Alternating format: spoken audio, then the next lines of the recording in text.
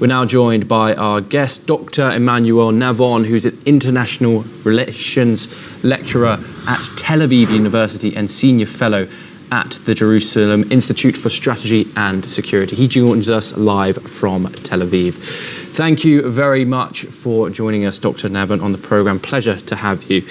I first want to get onto this attack that's happened at a WHO headquarters.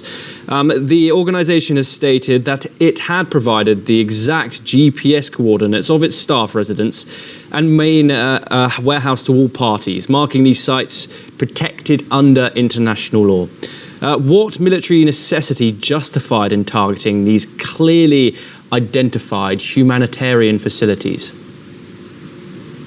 Well, the statement comes from the WHO itself. I haven't seen or heard yet any reaction from the Israeli Foreign Ministry or the IDF. So I have no way to verify this information. I'm speaking, of course, in my own name as an academic. And since you spoke about international law is very clear on the fact that when a civilian facility is used for military purposes, it becomes a legitimate military target, and this has been the case many times in the past, where Hamas has used civilian infrastructure such as hospital, such as mosque, or even UN facilities such as UNRWA, and that turned them into legitimate and legal military targets. And I assume that this was the case in that occurrence, even though, as I said, there has been no official reaction, and I do not know all the details.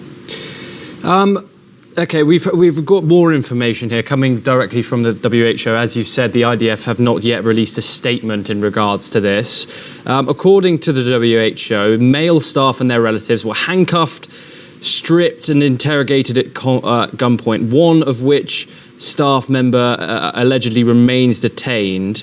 Can you detail the rules of engagement and oversight mechanisms that governed this detention, and whether any disciplinary measures will follow if protocols were breached by the Israeli Defense Forces in this situation?